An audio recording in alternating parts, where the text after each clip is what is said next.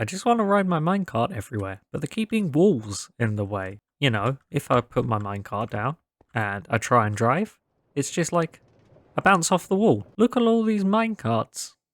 We need to save them. If only there was a way to make this wall turn into a minecart track. This is a hidden minecart track in a wall. You can actually have this even better. We'll remove that powered rail from this set of powered rails. Place a button next to it like so.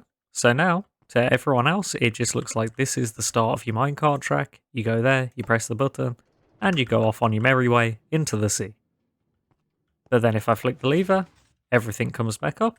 And if we just connect these powered rails up here, like this, it will now become powered and chuck us through when we open the door. And go back through. And then we can close it behind us. And there you go. Now it looks like it's just a minecart track that starts here. This is a really cool way to get a hidden base entrance. And how do you build it? So first off, for resources, you're going to need 12 redstone dust, 2 redstone repeaters, 3 slabs, a redstone torch, 3 sticky pistons, 8 normal pistons, and 3 rails. Or 3 powered rails if you're doing the powered rail version, plus a powered rail at the front as well if you want to include that, and all your other rails. Lots of rails. So for the space needed, if this is our wall here and this is our minecart track going up to it, we're going to need 2 blocks to the left, we're going to need 3 blocks to the right, so this block in the middle of them as well, so 6 blocks in total wide. We're also going to need 4 blocks of height above the floor and 1 block below the floor, so in total that's 6 blocks of height, and our floor is the second block up. And we're also going to have to stick out 2 blocks behind the wall, so we've got 3 blocks of width in total for all of the stuff, including the wall. So we're just going to remove these blocks here because they're a bit in the way. And if we first break our door, we're going to go 1 block below with a sticky piston, and then we're going to place our rail on top of that. So I'm going to do the powered rail thing, so we'll use powered rails. Now behind this rail, we're going to place 2 blocks, so that's where our other 2 rails are going to go. And there's also going to be 2 blocks to the side that they get pushed onto. Now we're going to get normal pistons and we're going to place them 1 block further to the side, and then we're going to do 2 above that are 1 block forwards. So these rails will get tucked away here when they're not in use. Coming to the other side, we're going to place 4 normal pistons like this, leaving a gap of space, and in that gap, we're going to do 2 sticky pistons. Then 2 blocks that will fill in this bit in the wall. We also need 2 blocks on top to put redstone and stuff on, and also to power this piston when it gets pushed to here. So for the redstone, we're going to start by going to the right side, and we go to the bottom right. We're going to place a block next to this piston, and 2 more blocks will break the first block. Then we're going to do a redstone torch, so that piston pushes up to push our rail in place. Now we're going to do 2 redstone dusts like this. Then we're going to do 4 blocks like this and 1 aiming forwards. We're going to do redstone on these 2 at the back, and then we do 1 block up with more redstone at the top. This redstone will power this piston when it gets pushed to here to push the block forwards.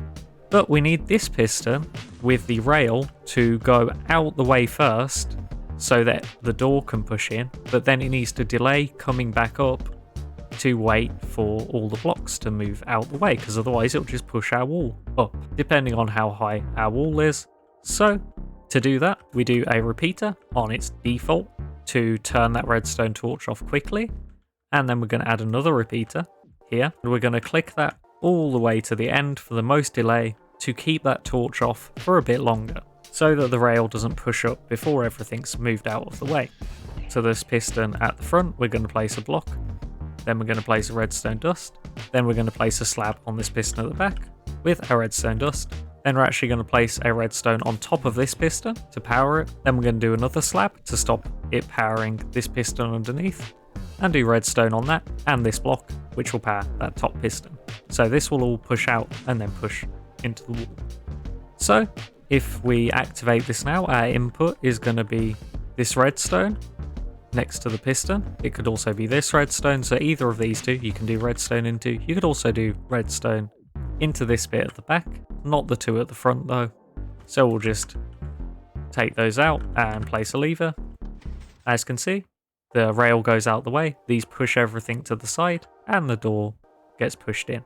So we now push these blocks in, but we need to set off these pistons to push them back. We do that when this turns off, so we just do this redstone going into a block with a redstone torch on it, and then 2 blocks with redstone dust on them, like that, to power those normal pistons. And then if we flick this, come out, and then it will go away. And if we want to keep this as a hidden minecart thing, we'll do a normal rail here. We can put a button either here or here, why not both? And then if we just get the rail on the other side and do some powered rails and power them like that, then now if we open the door, we'll get a powered railway taking us on our way. And if we close it, we'll get this railway that looks like a stop where we can get in and go off without anyone knowing all the stuff hidden behind it. Again, the input is just this redstone dust, or these 2 at the back, and you just got to do a lever going to those. Like that. And then this is just hidden in a wall.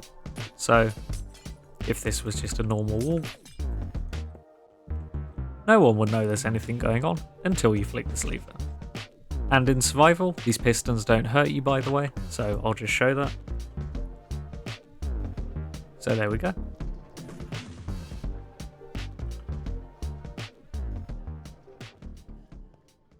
And I've been Idendied. Hope you enjoyed, and I'll see you in the next one.